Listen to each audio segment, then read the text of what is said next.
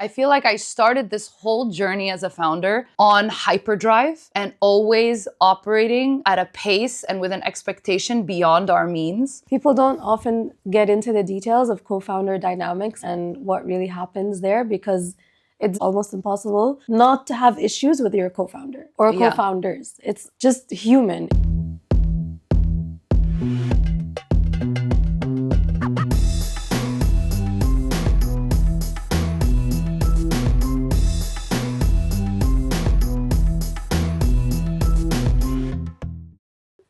Amira, are you ready to spill the tea? The sage. The sage tea. I'm ready to spill the sage. We're about to revisit some difficult stuff for the sake of transparency and openness and education. Because I know what today's episode is about, and so my mind is already going back to the difficult time that we're about to share. So I can't be like, oh my God, it was like so great. It wasn't. It was horrible. No, but where we ended up, think of that. Yeah, okay. Here. I'm Elissa. I'm Amira. Welcome to another episode of Sage Takes Time. Sage Takes Time. Were you trying to say it at the same time? Yeah, I was processing it later. We don't have to. I mean, but I like that intro. Thanks. Keeping it real. Yeah. Today we're going to talk about, it's like a broad topic. We're going to talk about, you can say it's our entrepreneurial journeys, but they're also our very personal journeys about what we did throughout our careers that led us to this point, different things we experienced as founders, as partners, as whatever, as individuals. Humans. Yeah. Yeah. Where do we begin? At the beginning. What year was it that you started your entrepreneurial journey? Right. The year was 2013. Okay, me too. Oh, actually. That's why I asked, because I wasn't sure when your story started, but I actually think we were more aligned in the journey that led us to find one another than we realized. So it started in 2013. Mine started in 2013. Your entrepreneurial journey. Yeah. Yeah. Okay, love that. What happened in 2013? Wow. Well, so many things.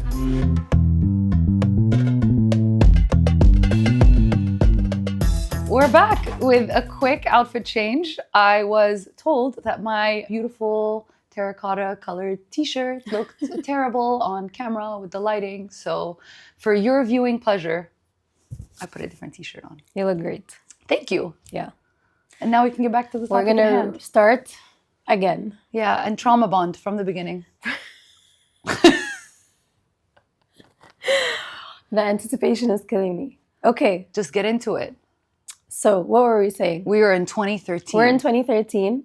This is when our entrepreneurial journey started individually. So at the time, what was I doing? Tinder was just popping at the time. Instagram was picking up hot. At the time, I was starting independent news media outlets with a lot of journalism friends and journalists and editors, where we had been working together in an institution that was seemingly a bit more stable. And then we were all simultaneously and collectively laid off. Oh my God. How many people? It was like 35 to 40 people. It was a lot of people. Yeah. Okay.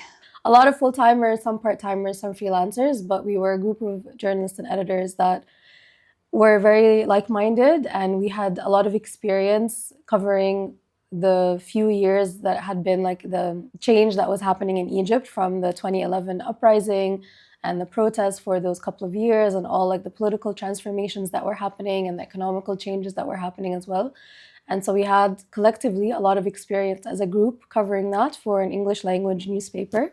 In Egypt. In Egypt, yes. And then that newspaper that we were laid off from was part of like a bigger institution, an Arabic media institution in Egypt, that at the time you could call it much more of an independent voice than what it became later on, also due to a lot of political changes.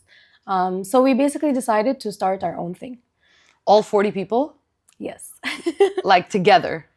Yes, together. Alrighty then. It was a very idealistic time. We had a lot of aspirations and ambitions for what we can do as a group. And what came out of it was really important and necessary for the time. And we basically co-founded together a media outlet called Mada Masr, which is still around now. It's 10 years later, it's still around, and it's still a very, very important voice in the media space.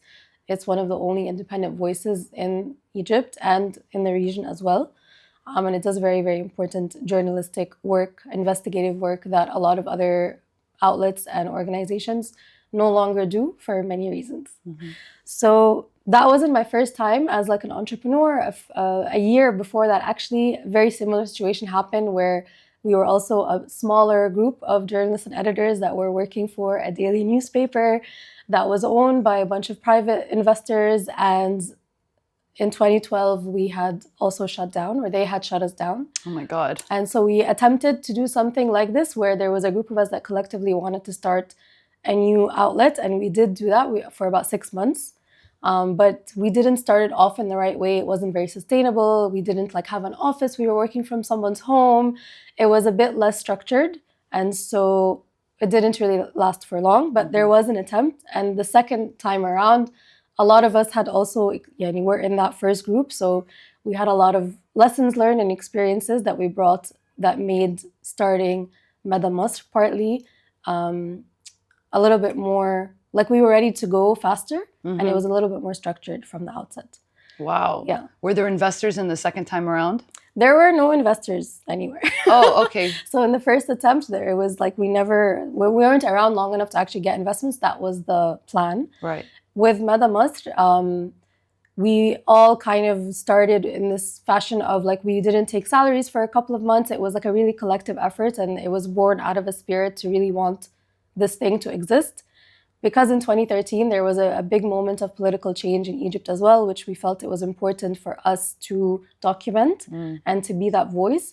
So we started very, very quickly doing journalism. And then we were kind of in parallel trying to set things up in a structured way, like from the legal side, from the kind of company side, from the HR side, all of these things during a really difficult time in the country where a lot of things were happening. It was very, very fast paced. So it's like passion first, purpose first. Yeah. We'll figure it out later. Like this has to be functioning in some way as a business. We'll kind of figure it out later as we go. It wasn't this cookie cutter clean entrepreneurship, like we're going to have a business plan and we're going to try to start small and then we're getting invested like that. Eventually, we knew the importance of having some sort of business plan and some sort of revenue model, but also from our previous experiences, we knew what things in the media weren't working as far as revenue. And we tried to come up with innovative ways that were at the time were not really part of media business models, like membership programs, like merch, like events. It was kind of still beginning in those early days of media feeling the need to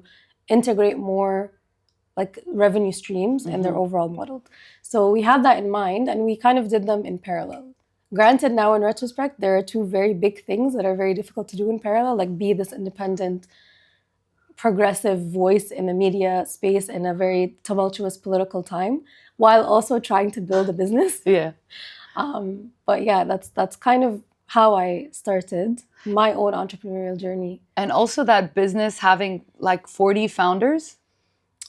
Yeah, so you were like a group of 40 people who went from one institution to start this company. So was it 40 founders? Was it we all called ourselves co-founders. Okay. And I think that's very true to what we did as individuals within the institution. And we tried to divide the roles amongst us that were needed. So for example, if I was the business and economy editor, but also the deputy editor, so second to the editor-in-chief. And then at one point I was the general manager as well as someone who was trying to do the business plan and do investor work. And also trying to figure out some HR issues while registering the company with the lawyers. Other people were responsible for trying to think of what kind of events we can do and potentially getting sponsors for them. So I would dip my toes in there a bit. And everyone had a role that was on the editorial side and at least one role on the commercial side as well. Some had more. So it was very taxing. It was really, really exhausting. And obviously, for me at least, it was unsustainable to keep going that way. So that was from 2013. I ended up leaving 3.5 years later. I did that for 3.5 years, and I ended up leaving at a moment where I just felt like I couldn't do it anymore for a lot of reasons. So that's like in brief, not really in brief, yani, but that's kind of my story with Mada Masr. I was one of the co-founders. There were a lot of others, and it is still around. It's important for me that it is still around, and it is an important thing. It's just leaving it was very, very difficult for me. Yeah. As a founder, as a journalist, as a human, as a friend also, because you can imagine the kind of bonding moments you go through when you're trying to do all of those things in such an impactful moment and like historically. You're in the trenches. Yeah, it sounds exhausting. Like there's already this habit that a lot of founders go through when you're literally the only one or one of very few people that have to do all of the things that are needed for the business. All of the admin, plus the biz dev, plus the sales, plus figuring out a business model, maybe raising investment, and maybe figuring out your product and developing your product, and going back with getting consumer feedback, like doing all of the different roles when you can't hire more people. But add to that the amount of things that had to be done while simultaneously covering daily news and, actualities that are going on, and having 40 different voices with 40 different opinions on how to do all of the different things. Like that adds a layer of too many cooks in the kitchen, almost. Yeah. It gives me, I know, but it's like it's a huge understatement. Too many cooks in the kitchen. It was like it was a train of cooks, yani. Yeah. It's just a busload of people and journalists, like I will admit, yani, on behalf of a lot of people in this space, I can honestly say, as journalists, we have really big egos that just by virtue of doing what we do, you don't realize that you develop this ego and you have like a very strong character, you have very strong opinions. So it's not just, yani, come in, any group of مثلا 35 or 40 people, it's a group with very strong political opinions, very strong social opinions, very strong characters, a lot of them with like big followings on social media. At the time, it was considered like, oh, you have like 25 or like 70K followers on Twitter, you have like a big following, you have a big voice. So all of those things came into play in very weird ways. A lot of them were good and developed yani, the institution in a very positive way. A lot of them were very, very challenging. Yeah, I can imagine. It also what makes were sense. You doing at the time? It makes sense. I'm like picturing, how much time I've spent in Egypt also with just the amount of people and things going on. And I'm picturing like that energy, but going into like a newsroom and a company and just like, like just everybody calm down. And I don't know, I can imagine it was very overwhelming. Yeah, it was. But it was important and I loved the experience. Despite the way I ended up feeling at the end. The journey was very, very important. Yeah. Yeah.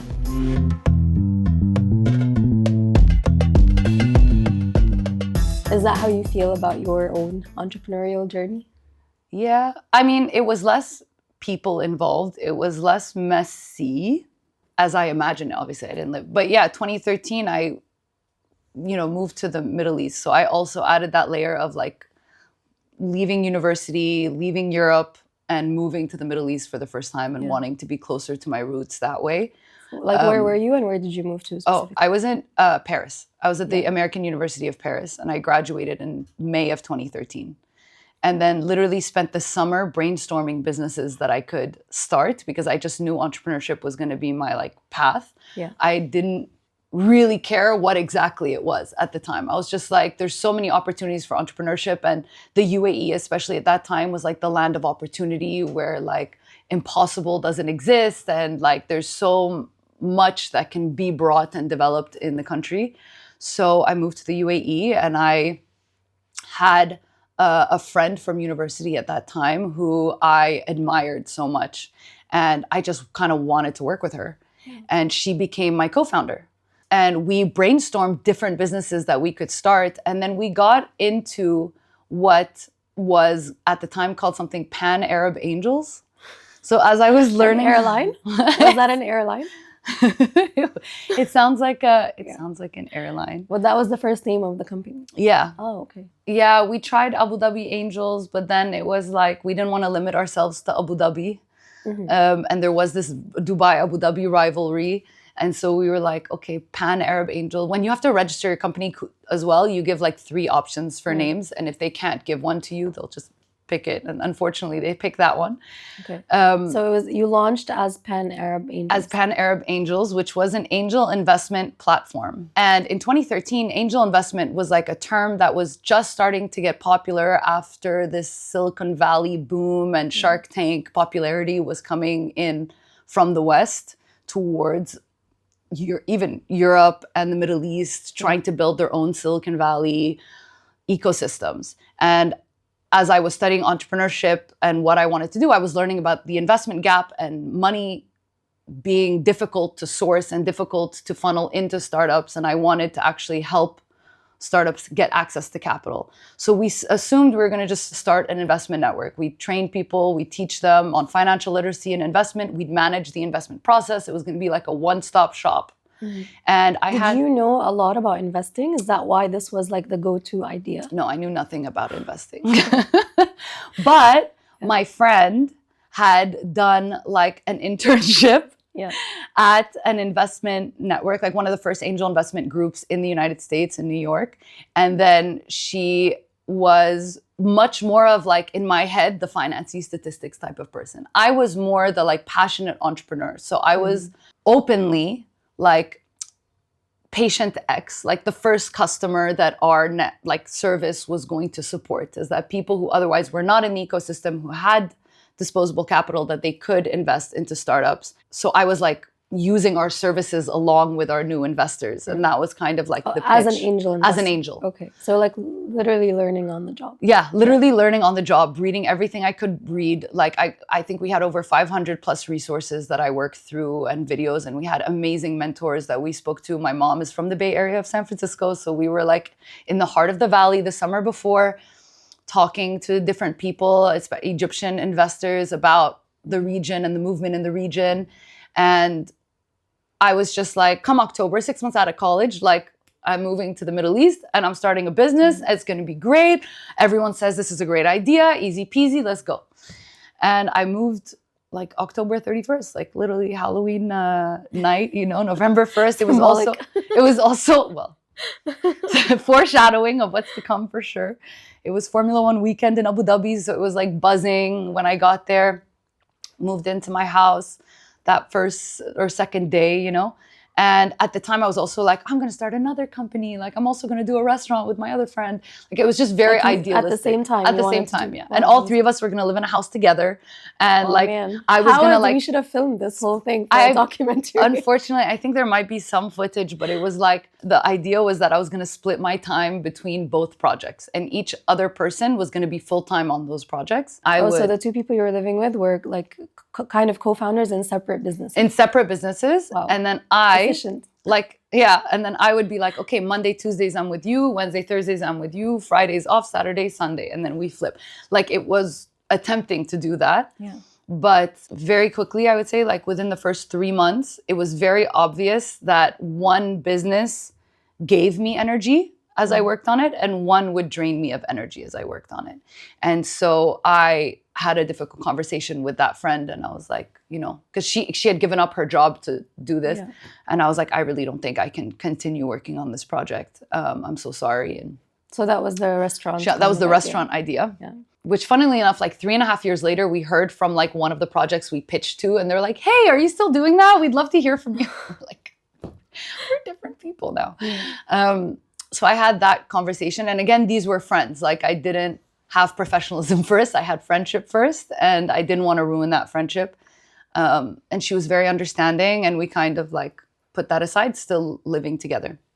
I kept working on what was at the time Pan-Arab Angels or Abu Dhabi Angels or something. But angel investor, as I said, was a term still being like described. So people would see 2 young women and they'd be like, "Shu yani angels, yani Victoria's Secret angels, yani shu, what are you selling, lingerie or something?" And we're like, no, this is angel investing. And we had to do a lot of market education and like term defining. And we were hustling so hard. We were pulling events like every month. I mean, that first year before we launched, we were at every conference and every event that we could. I'd be asking a question to every speaker and plugging my business in my question, like really just trying to get the networks out there that we existed and we were doing this thing. And also, quite quickly, we realized that as two young women in our 20s entering the investment space, we kind of had assumed it was going to be male dominated. Like even in our early business plan, we knew that it was going to be a bunch of 60-year-old men and that we had to gain their confidence. And we were already like figuring out how to argue that ahead of time. And turned out that was kind of the point of Womena, right? To like that was it. Fill that gap. That's where the first shift came, where we realized that very quickly at events, men were not going to be taking us seriously. Like there was no way two 24-year-old girls would be taken seriously in a financial discussion with men 3 times their age. And not just taken seriously, but actually like respected point blank. It was just not happening. We got hit on so much. We got like dismissed in the most rude ways. And people did take meetings with us, but it was only courtesy meetings to hear us out, and then nothing ever came of that. So very quickly we pivoted to be focused on women as like a business case to help us. It was more like, okay, well, women are not in this space yet. Women are not going to judge us for our age if we come. You mean women angel investors, potentially? Any women that we would approach to potentially become angels. Because at the time, and still today, the stats show that there's a lot of unutilized capital in the hands of women, and they're not financially literate enough to confidently enter the investment space. And very often men are in their lives making those decisions for them. Especially in the Gulf. Especially in the Gulf. Yeah, it was like 80% of liquid capital is in the hands of women, and it's just sitting there in their bank accounts. Their husbands are the ones choosing where it goes. Sometimes we'd get a potential female member that we were talking to, and she'd like have 5 meetings with us, and we were like, yeah, just right there. And then she'd be like, okay, I want my husband to look at this and give his advice. And we'd be like, oh my God, like we now have to start over, and the husband's coming with an ego. Like, what do you have to say? So that's where we ended up renaming and rebranding as Womena. Was maybe the week before we launched the company in 2014, a year later, on November 1st. So a year after I moved to that's when you officially the region. Launched. Yeah. Okay. With an event. And we called ourselves Womena.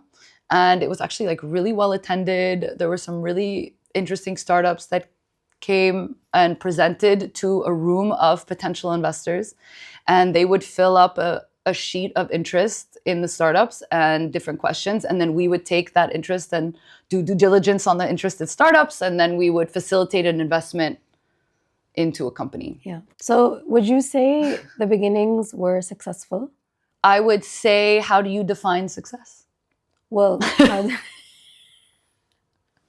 based on how you define success, was it going well? I mean, I know you guys got a lot of media coverage. Yeah. You did a lot of really good PR work, and it was received well. Yeah. So there was a lot of news around Womena and its co-founders. Like there was one other women's investor network we found out, but we only heard about them on like one post in a comment section on a forum. And they were a group of women who were doing this voluntarily. We were like a manager-led organization who was going to be doing this service for people.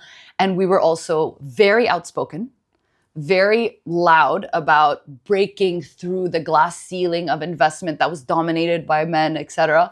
And we were two young 24, 25-year-old women, you know? So obviously the story was really good. It was like, if you're playing buzzword bingo, we were like disruption, startups, female empowerment, you know, angel investing. It was like the buzzword, like press had such a good time writing about us, especially regional business press, which offered a lot of legitimacy to what we were doing because they didn't have enough women to write about. And it was such an appealing story, which I milked. I designed that story.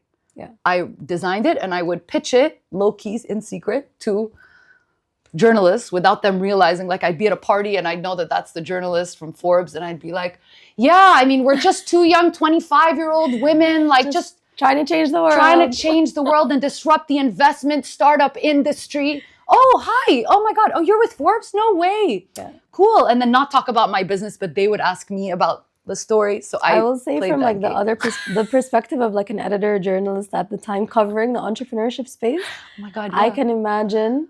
You guys were in Dubai, I was in Cairo, so it took a while for me to like hear about Womena.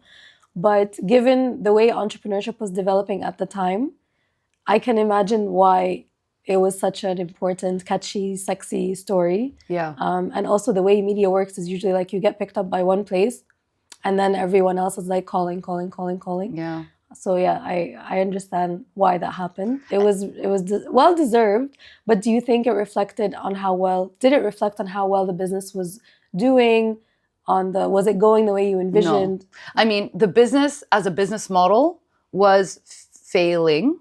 We kept missing our numbers, basically. We'd come up with like an assumption of how that quarter was going to go. And it just, we fell short every time. And my former co-founder was the one in charge of those projections. And I just blindly like trusted her, and I completely disregarded my own ability to assess what was being shared with me, because I just said, well, I don't know anything. Like, I'm giving all my trust. If I spot an issue, then maybe I'm the one that's wrong. It's not that that document is actually like wrong. So what was going well was the buzz. We had an event every month. We had a different pitch event, which means we had to do diligence on 30 plus, 40 plus companies to get the top 3 or the top 4 that were going to pitch at the event. We had to find a different location. We got it catered. We had to do outreach to get investors to come, and they were coming. And then timing for me was the real clincher. Like right at that time, there was this wave of energy empowering the ecosystem, the startup ecosystem in the region, specifically in the UAE. So we were part of an ecosystem that was shedding a lot of like scammer organizations and really growing along with like VCs raising tens of millions of dollars and things like that. And we were like the only women that were actively in that space for the first few months, until others that had been quietly in the space started then coming out of the woodwork like, wait, but why are you guys, don't you want to just be quiet and like just do your shit calmly? And I'm like, no, people need role models, like come up, like talk. And then we got more confident and cuss out the VCs for not investing in women founded companies. And we wanted always to prove that we were gonna be creating a much more equitable space and equal space. So by empowering female investors, we wanted to prove that they were less biased, and we were gonna have a portfolio that had more female-run companies than everybody else. Because also statistically, female-run startups or businesses in general get a lot less funding and have a lot less support than, this is global also, and not just global. Regional. And it's also still the case, I think, somewhat. Totally, absolutely. Let alone women of color.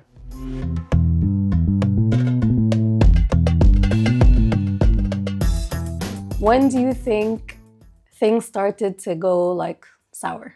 Really, really fast. And that's the irony, is like as the public perception of the company was shooting upwards, the co-founder relationship was deteriorating so fast. Like within 6 months, there was already tension. And within 18 months, I think it had completely deteriorated. And like she had to move out. We had employees, like we had a team, maybe 2 people or 3 people at that time. And I remember getting so tense that like we had this glass, we called it the Shark Tank. We literally had like a glass tank in the office that was a meeting room that for some privacy, but it's all glass. So we'd go in there and like talk to each other and be having these heart-wrenching conversations about how the dynamic wasn't working and how the company wasn't working, but like these smiles on our faces because we knew the team could see us. And then after the day ended, we'd go to her house at the time because she was in Dubai. She had moved to Dubai. I was still in Abu Dhabi.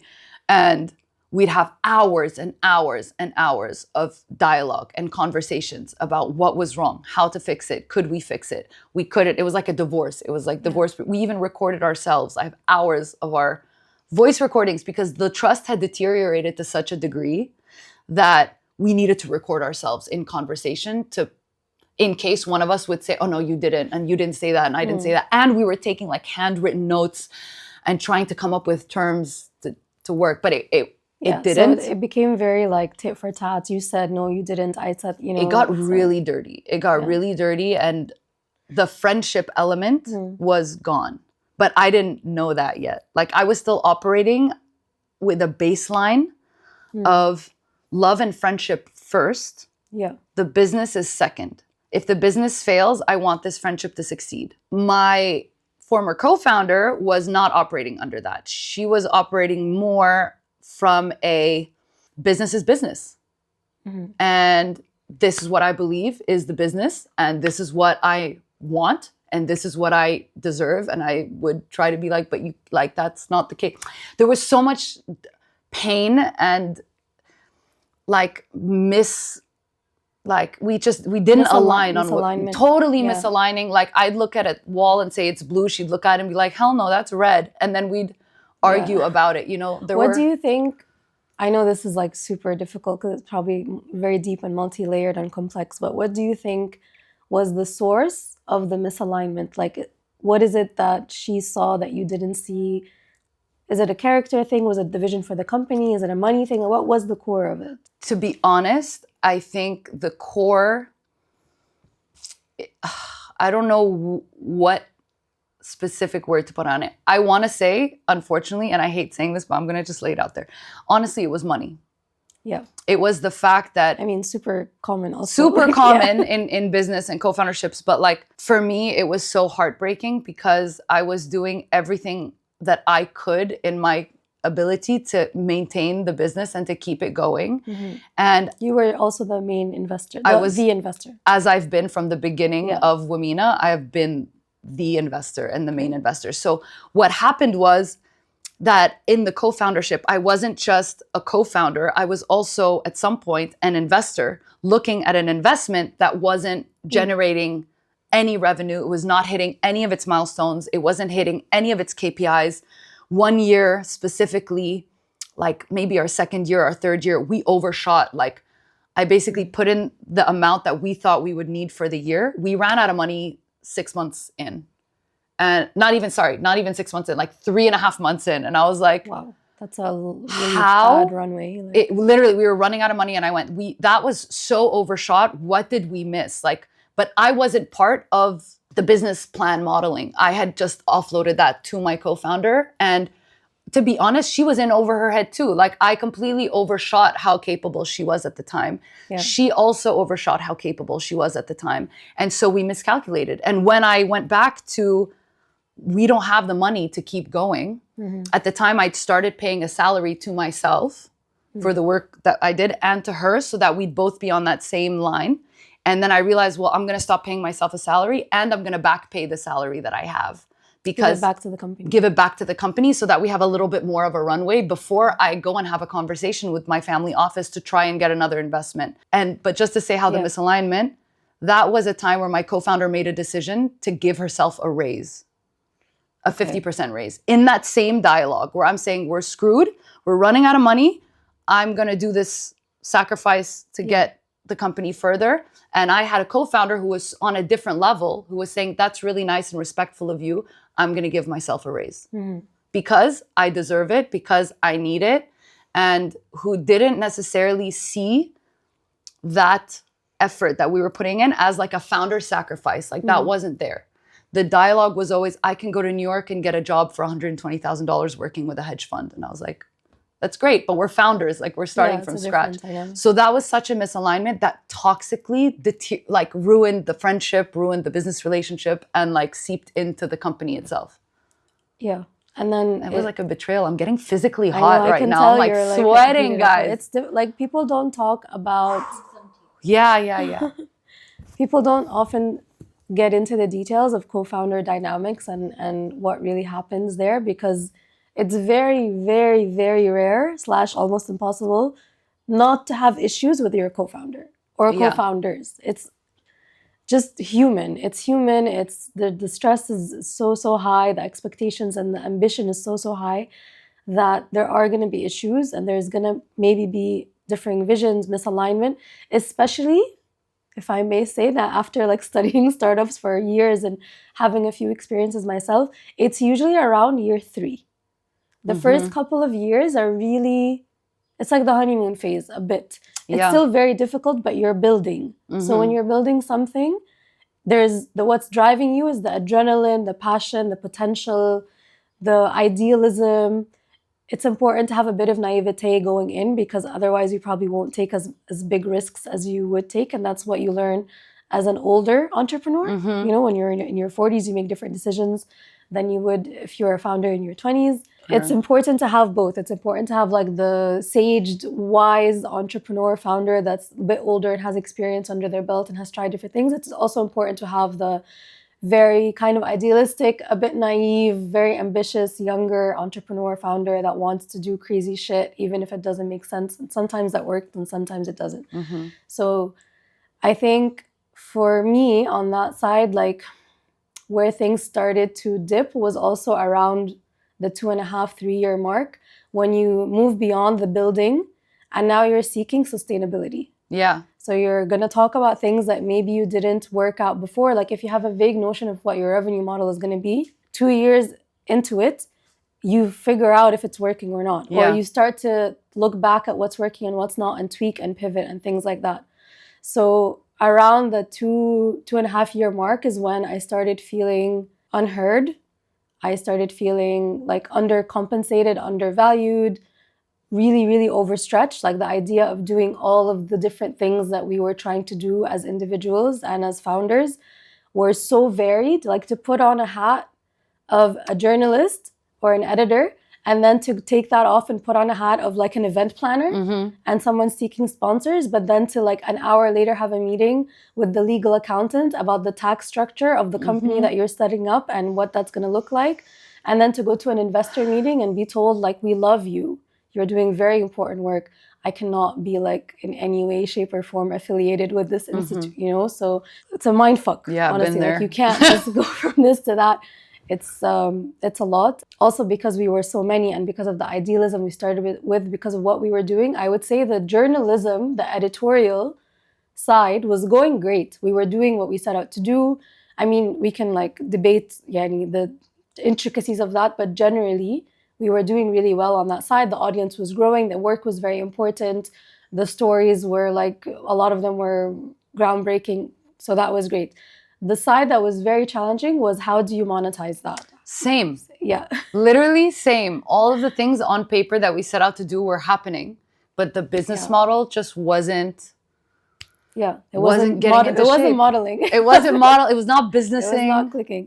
And also, at that point, you get to like, if you're scattered a bit as a team, oh, you're doing this, this is like sure, you can take some time off. Oh no, now we need you to work a weekend. By year 2, year 3, you start having to have like actual HR policies and you have to structure the team properly. It doesn't have to be a hierarchy. It can be whatever like flat horizontal organization you want, but you have to figure out what is the organizational structure of the company going to be, who's going to make the decisions on these things. And we debated so much about, we don't want a hierarchy, we want more of a collective. So it's a flat structure. We'd bring in consultants to walk us through different structures of how to build circles that interlink, and this person is the circle lead for this thing. And you're almost reverse engineering though, right? Because if startups start with 1 person or 2 people or big max 3 people, then their hierarchy, they each have these roles and then they build within and underneath slowly. We started out with so many people and then tried to place them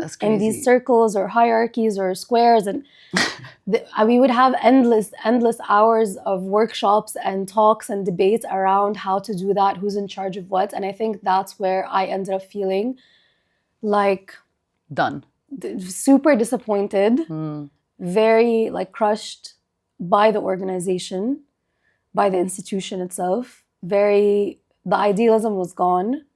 The reality really of power dynamics and people's different characters and different visions really came into play and made for a lot more of like a yucky, toxic feeling in the workplace than what had been more prominent in the first 2 years, which is like this fast-paced adrenaline energy, blah, blah, blah. And that's kind of when I started thinking of leaving, which I had never thought I would do.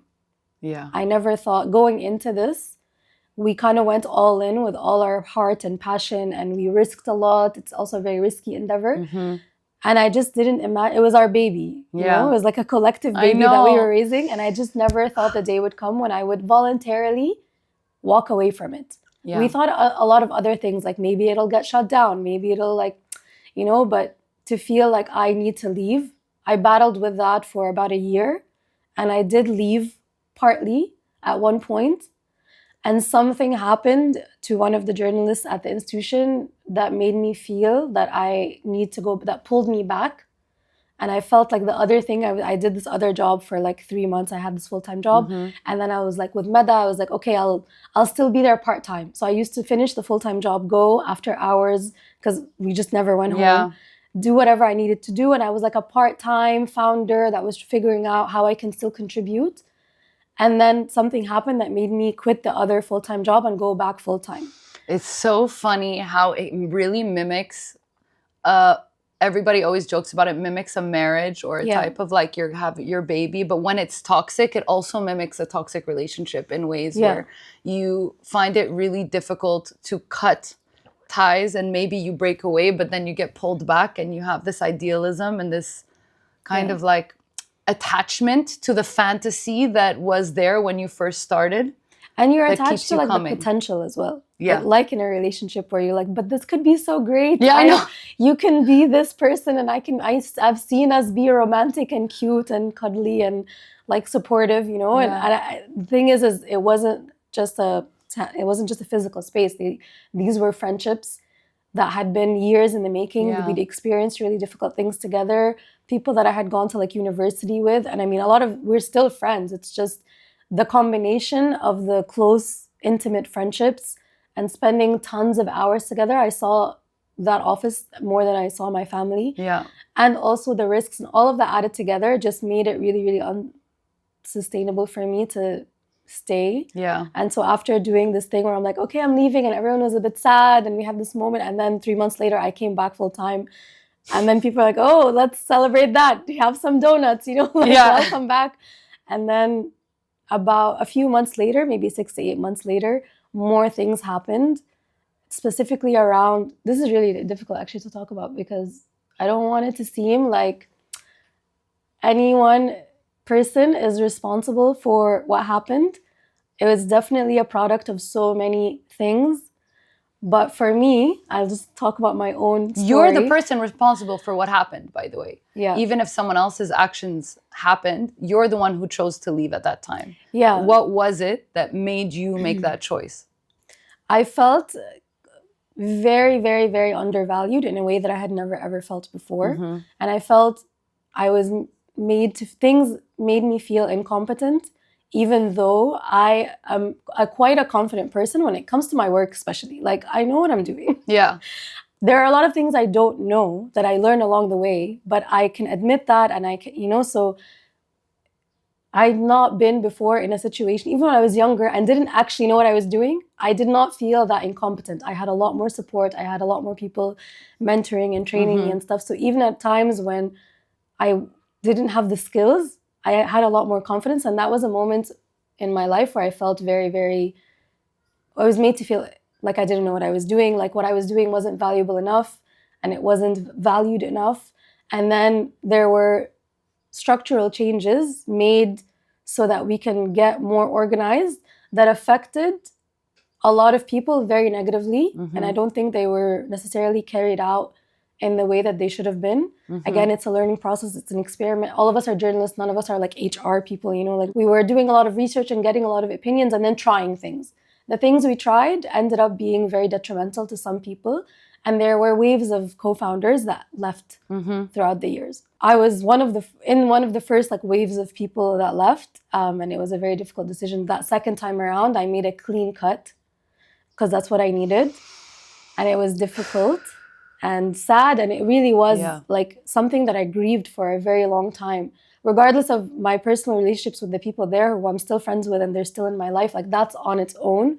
But professionally, it was very, very difficult I felt like I was forced out. And I wasn't the only one to feel that way. Other people felt the same way, but it was just difficult to have to make that decision because it's not something I wanted to do. Yeah. I saw another path that we could have taken and I don't know how that would have went, but so leaving was a huge thing for me and it really affected how I see myself. Again, part of my identity, like we spoke about, became that place, that name, that group, those friendships, that life. And without it, I was like suddenly unanchored. Yeah. I was like floating, like, what the fuck do I do now? You know, who am I? Where do I go? Yeah. I've had panic attacks where I think about like if Womena wasn't here anymore. Who even am I? What even am I doing? What, like, I am nothing. I have nothing. And when my co-founder and I split, because I was so passionate about the space that we were building, and I was from the region, and my partner really wanted to leave, and I wanted to still continue working on Womena, whatever Womena was, whatever this mission of this beautiful organization was going to be. I wanted to stick to it, but the dynamic was just toxic. But I remember thinking, like, well, we're now out of money. I'm a co-founder short. The business model's not working. Like, what is even? What is anything even? What am I? What year was that? Around? That was in 2017, or actually 2016, 2017, beginning 2017. And it was like, I had to do a clean cut also. We tried some sort of like smooth transition thing, but I remember being on the phone, which is the last time I spoke to her, where I felt the exact same feelings as I did when I was in an abusive relationship at 19 years old with a guy. Like the same rush. And I was like, this is so toxic. We cannot speak. And I hung up the phone, and we've like literally never spoken since then. She sent me a letter that made me roll my eyes, that I wasn't ready to embrace. And I also took a really long time to grieve it, because one, I was also burnt out. I had a company with 3 employees that I didn't know what to do with.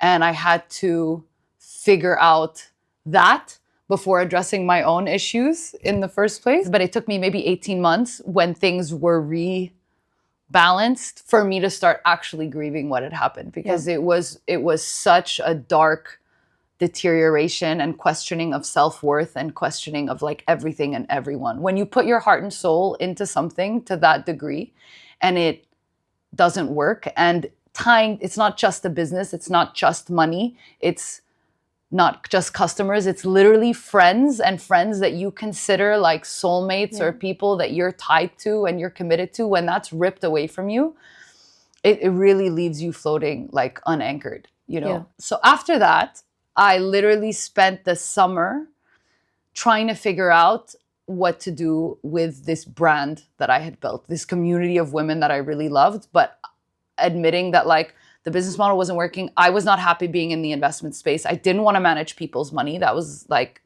horrible. And it's so stressful. And I had no interest in being involved in that. And I spent the summer really thinking about, what do I want to do with this platform? And my answer was basically like, I had been trying to change the world through it, but in such a roundabout way. I wanted to like empower investors to invest in startups so those startups could be successful. Those successful stories could get picked up in media and then told to the world, and we'd have more successful female stories. And then I realized, well, that's such a roundabout way of going about it. I'd much rather just find the success stories and highlight them anyway, because I know they're there. Now that I've been in this ecosystem, I know there's success stories and inspiring women already there, and they just need their stories to be told. And that was literally like a 2.5 month thing. And I came back into the office in September, and I had my team, and I was like, cool, guys, we're transitioning into a media company. We're going to be closing up all of our contracts. We're going to honor whatever membership contracts we have until they finish, which is about February. From now to February, we're simultaneously going to be rebuilding media content. We're going to launch Womedia in the next 6 months. A name I love, of course. Womedia. Womedia, along with Womena, because I didn't want people with all this press. I didn't want to admit failure. So I was like, it's going to be under the same umbrella, but it's going to be a transition. Those of you that want to stay and transition, you're more than welcome to. If you don't want to, I'll help you find another job.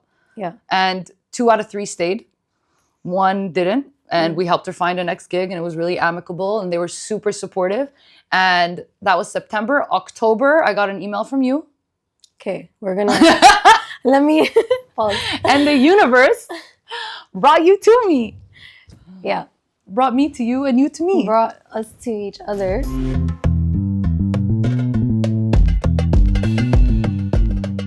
Okay, so at this time that you speak of, I had left Meda, and then I went and I did this thing for 1.5 years. It doesn't matter what it was, but I didn't love it.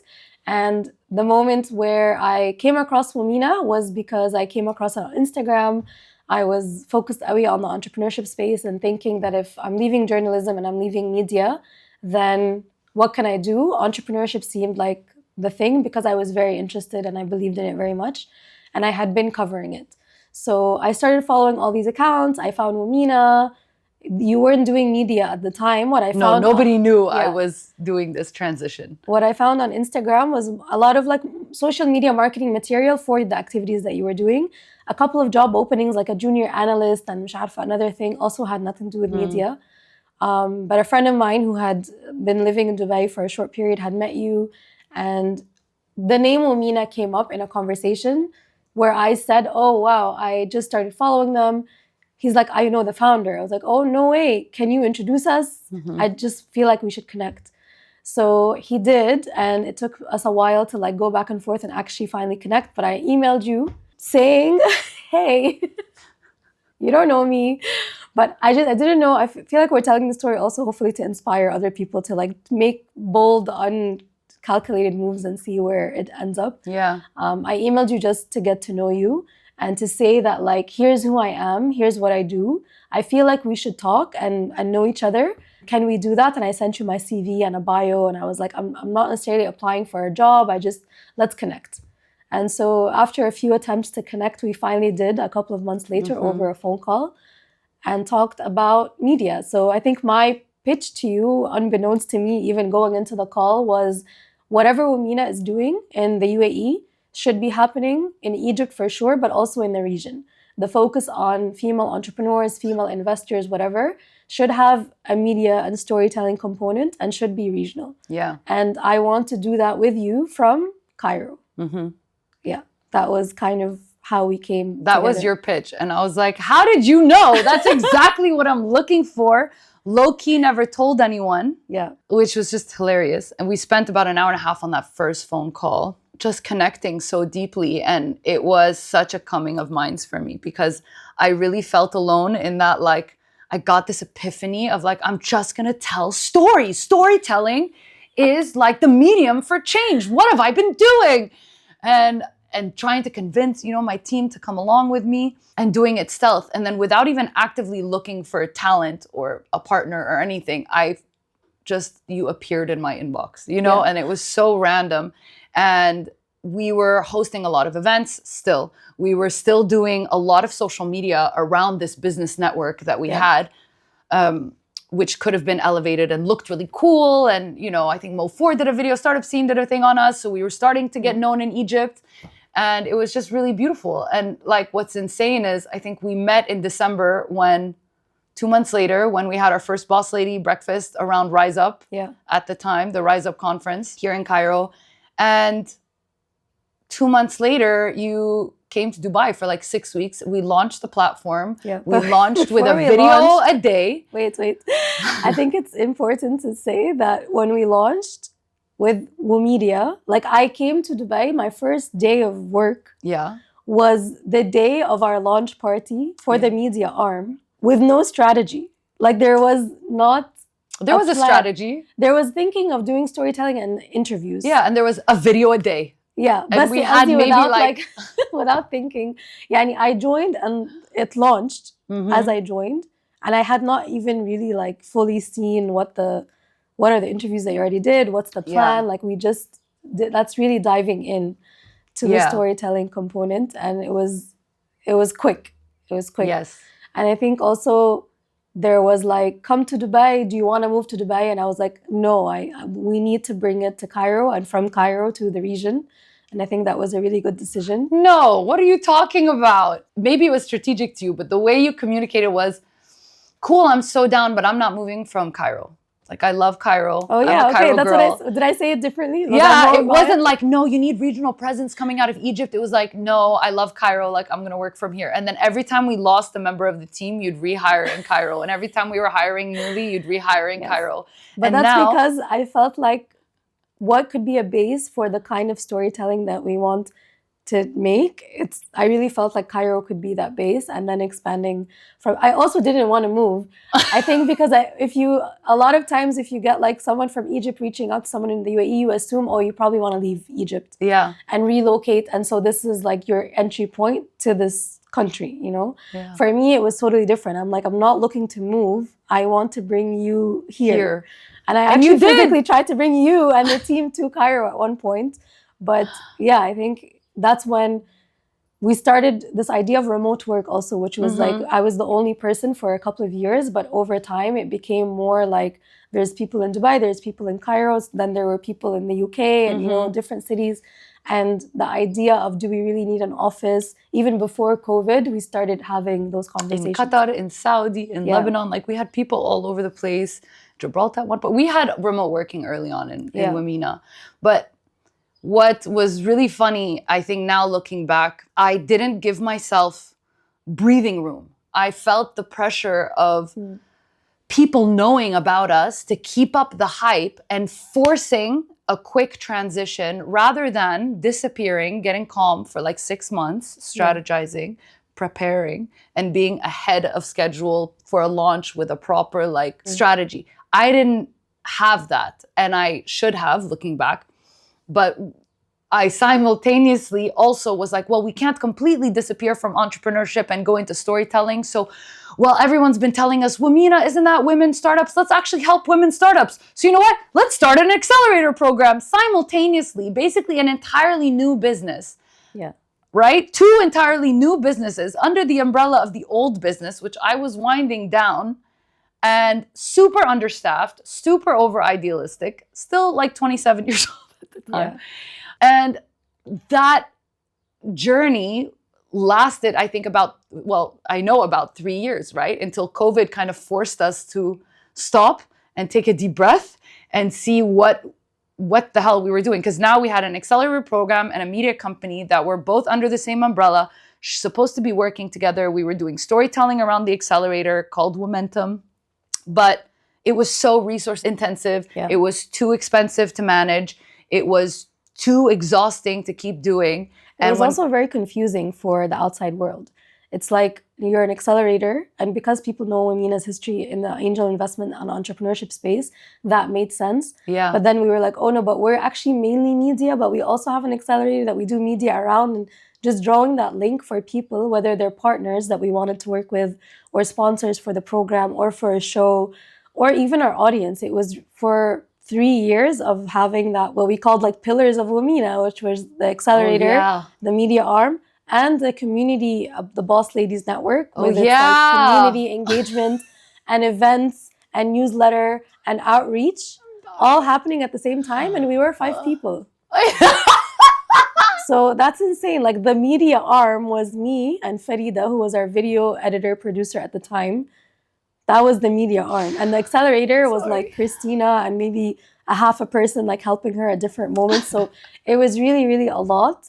And for us, COVID was a blessing in disguise, and it made us really look at, retrospectively, our resources, what we're really passionate about, what we want to continue doing, and where we feel the impact could actually be after having done acceleration for 3 cycles. Deciding that, fuck that. Fuck acceleration. Someone else can do it. It's not a sustainable business model. The impact is very limited to the number of people that you're directly working with. And we found that when we do stories around the entrepreneurs and companies that we were working with on the acceleration, they made a lot more impact for the founders and for women in the region and female entrepreneurs than the accelerator. Yeah. And so 2020, we decided that was our last cycle of acceleration. And we relaunched, also didn't take a break or a breath. We were in parallel rebranding the company, relaunching as a media company, while still like doing all the work of the accelerator, the virtual demo day, the 3 films about the fucking entrepreneurs. Did I not apologize yet? Because I'm really sorry. It was a lot, Elissa. I'm so sorry. I feel like I started this whole journey as a founder on hyperdrive and always operating at a pace and with an expectation beyond our means. Yeah. And that was a company cultural thing that I kept continuing to fight, and was a company like cultural issue until maybe like last year. Like we really keep wanting to do more than our means should allow and mental health should allow. And it's been so much of a learning curve to be able to put boundaries and say stop, and to hold the true purpose at the center of everything we do, whilst being able to say no to all the other things we could do, but that don't directly fit that purpose. And that purpose is impact. Positive change, impacting our audience's lives for the better. That's what we really wanted to double down on.